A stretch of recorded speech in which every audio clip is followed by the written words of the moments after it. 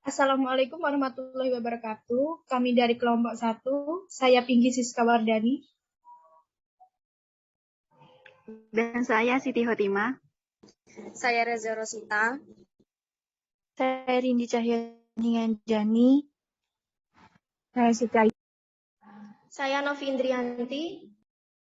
Saya Putri Lelatul Mukarramah. Saya Elga Nurwulandari. Saya Nilam Anissa Oktania. Di sini kami akan mempresentasikan profesi di Rumah Sakit Umum Wisata Universitas Indonesia Timur.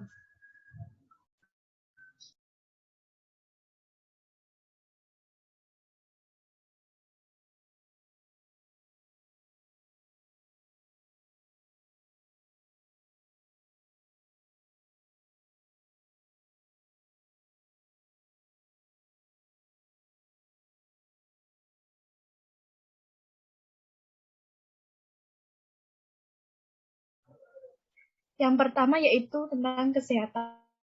Apa sih itu kesehatan? Kesehatan adalah salah satu unsur kesejahteraan umum yang harus dapat diwujudkan melalui pembangunan yang berkesinambungan. Kesehatan juga dapat didefinisikan dengan keadaan sehat baik secara fisik, mental, spiritual maupun sosial yang memungkinkan setiap orang untuk hidup produktif secara sosial dan ekonomis.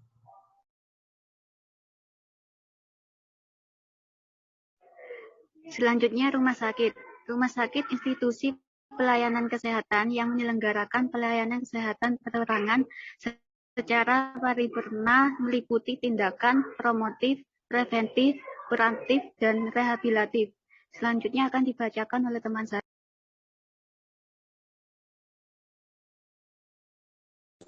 Selanjutnya saya akan menjelaskan tentang tugas dan fungsi rumah sakit. Yang pertama yaitu pemeliharaan dan peningkatan kesehatan perorangan melalui pelayanan kesehatan yang paripurna tingkat kedua dan ketiga sesuai kebutuhan medis.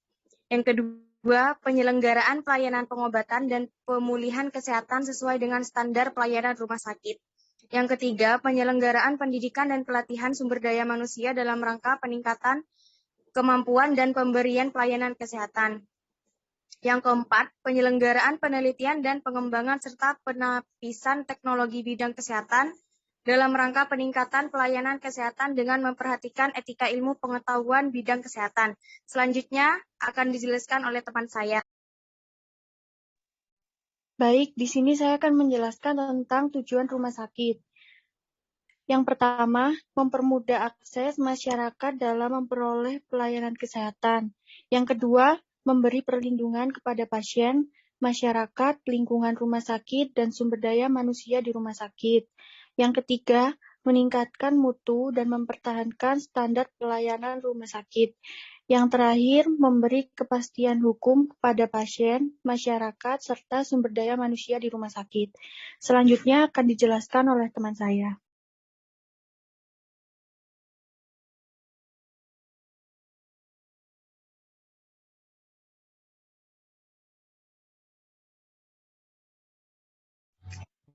Selanjutnya yaitu pengelolaan rumah sakit. Yang pertama yaitu pemilihan.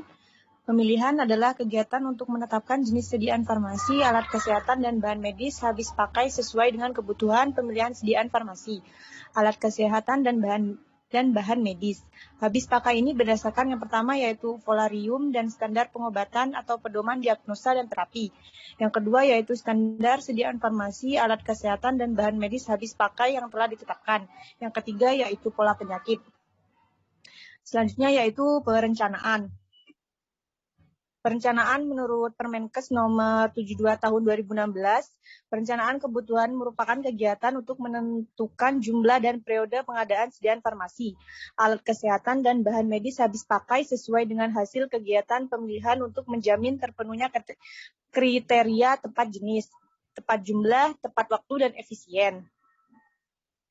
Metode yang lazim digunakan untuk perkiraan kebutuhan obat di tiap unit pelayanan kesehatan adalah yang pertama metode konsumsi, yaitu metode konsumsi adalah dihitung berdasarkan data kebutuhan tahun lalu, jumlah obat yang masih tersedia pada akhir tahun, dan kecenderungan yang akan terjadi di masa akan datang. Yang kedua yaitu metode morbiditas atau epidemiologi.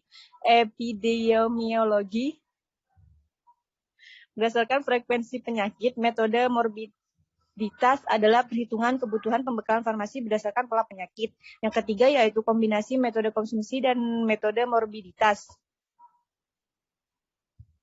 Kombinasi metode konsumsi dan metode komorbiditas disesuaikan dengan anggaran yang tersedia. Selanjutnya akan dijelaskan oleh teman saya. Pengelolaan rumah sakit yang ketiga yaitu pengadaan. Kegiatan yang berkesinambungan dimulai dari pemilihan, penentuan jumlah yang dibutuhkan, dan penyesuaian antara kebutuhan dan dana. Jadi, kegiatan yang pertama itu melakukan pencatatan defekta barang dengan menulis nama obat dan kandungan, jumlah dan bentuk sediaan yang akan dipesan melalui surat pesanan yang ditandatangani oleh apoteker, kemudian menyiapkan surat pesanan dan melakukan pemesanan barang secara langsung pada pihak PBF. Kemudian SP diserahkan kepada PBF saat pengiriman. Selanjutnya akan dijelaskan oleh teman saya.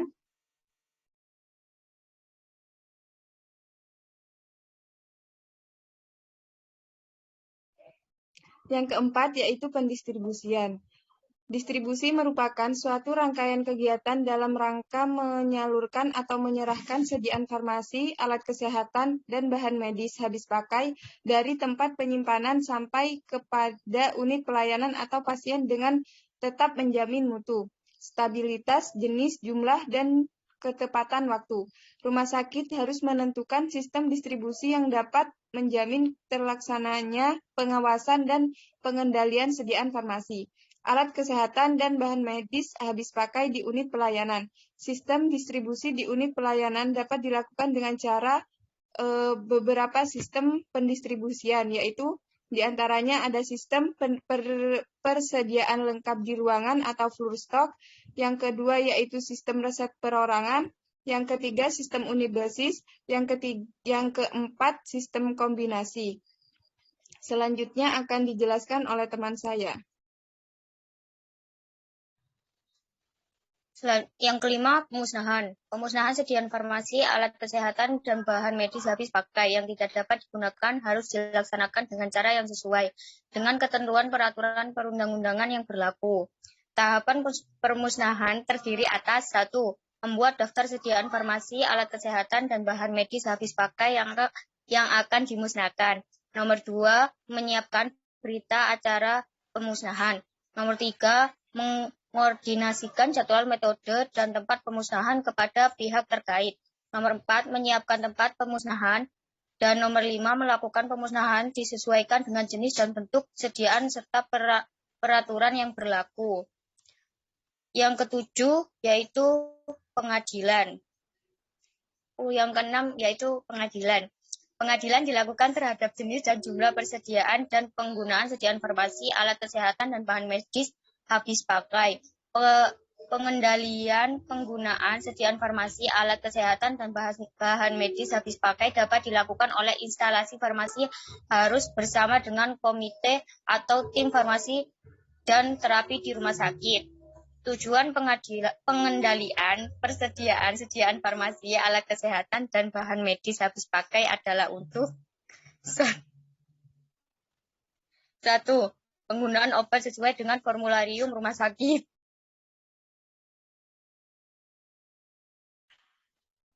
Yang kedua yaitu penggunaan obat sesuai dengan diagnosis dan terapi. Yang ketiga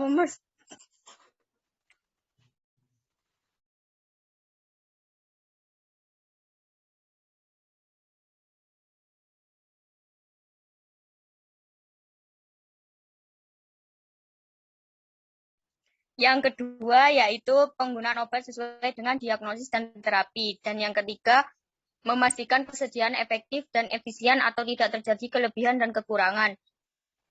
Untuk yang selanjutnya dijelaskan oleh teman saya.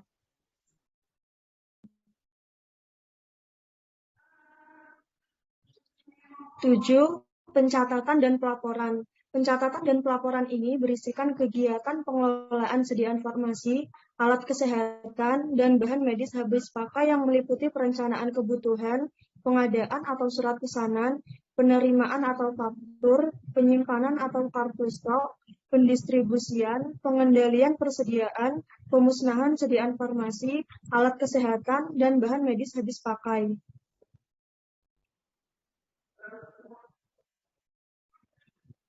Macam-macam ruangan RS Umum Wisata Universitas Indonesia meliputi 1. Instalasi gawat darurat, 2. Apotik, 3. Klinik THT, 4. Klinik mata, 5. Klinik gigi dan mulut, 6. Klinik anak, 7. Klinik interna, 8. Klinik saraf, 9. Klinik jantung, 10. Klinik kulit dan kelamin, 11. Klinik bedah umum, 12. Klinik bedah ortopedi, 12 klinik jiwa, klinik gizi, 13 laboratorium.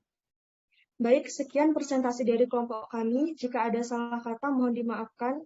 Sekian, terima kasih. Wassalamualaikum warahmatullahi wabarakatuh.